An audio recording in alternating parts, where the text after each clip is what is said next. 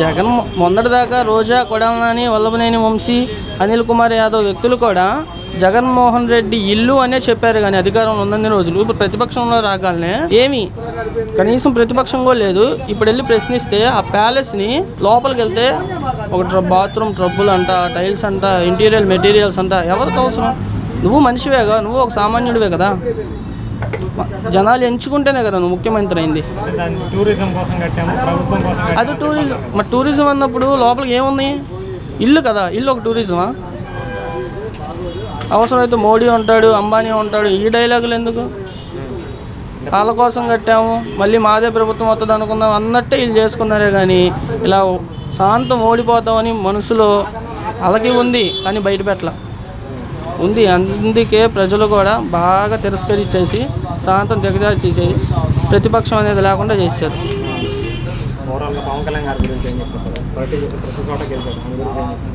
ఒకానొక రోజు పేరుని నాని, జగన్మోహన్ రెడ్డి, రోజా, జోగి రమేష్ అనేవాళ్ళు పవన్ కళ్యాణ్ని ఎంతో విమర్శించారు.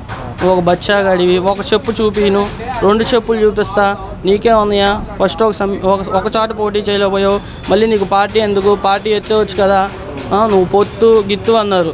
ఈరోజు తలెత్తుకుంటారు వీళ్ళు. అన్ని మాటలు అన్న వాళ్ళు ఇప్పుడు ఎత్తమనండి. కనీసం ఇప్పుడు పవన్ కళ్యాణ్ మీద ఒక ప్రెస్ మీట్ పెట్టేసి నువ్వు అలాంటి వ్యక్తి, నేను ఇలా తప్పు చేశాను నిరూపించమనండి. ఇప్పుడు కూడా మహా అయితే ఒక నెల అయిద్ది అధికారం వచ్చి.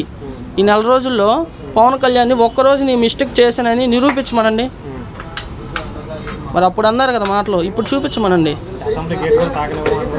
గేటుగా తందుకొని వెళ్ళే రోజులు కూడా అయిపోయినాయి.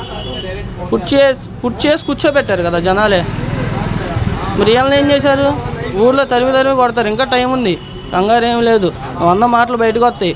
నువ్వు ఎక్కడ ఎన్ని కోట్లు దాచుకున్నావో, ఎక్కడ అక్రమస్తులు దాచుకున్నావో, ఏ ఎమ్మెల్యే ఎంత దాచుకున్నారో, ఏ ఎమ్మెల్యే భూ కబ్జాలు చేశాడో మొత్తం బయటకు వస్తాయి. అన్నీ బయటికి తీసిన తర్వాతే రిపోర్టు ద్వారా ప్రతి ఒక్క ఇంటికి డిపార్ట్మెంట్ వెళ్ళిద్ది, ప్రతి ఒక్కరిని అరెస్ట్ చేస్తారు. కంగారు ఏమీ లేదు. మీరు అంతా తొందరగా మీరేమో రౌడీజం చేశారు. వీళ్ళు నిదానంగా ఎవరికి తెలియకుండా వీళ్ళు అడుగుతారు. ఇక్కడ డెవలప్మెంట్ కనబడిద్ది. ఉమ్మడి కూటమిలో టీడీపీ ప్రభుత్వంలో డెవలప్మెంట్ కనబడిద్ది. ఇసుక మాఫియా అన్నారు. ఇసుక మాఫియా లాక్డౌన్లో నువ్వు ఏమంటే పాదం మోపావో 60,000, 70,000, 50,000, 40,000 లారీ ఇసుక, టాటర్లు ఇసుక ఎటు వెళ్ళిపోయినాయి? మరి ఇప్పుడు ఇసుక ఫ్రీ పెడితే ఇప్పుడు పెట్టారు, వాళ్ళు పెట్టలేదుగా.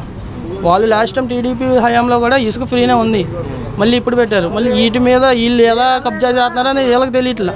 వీళ్ళు ఏం చేయరు. ఇసుక మాఫియా అంటున్నారు, వీళ్ళే తప్పు చేసింది కాకుండా మళ్ళీ వీళ్ళని అంటాం.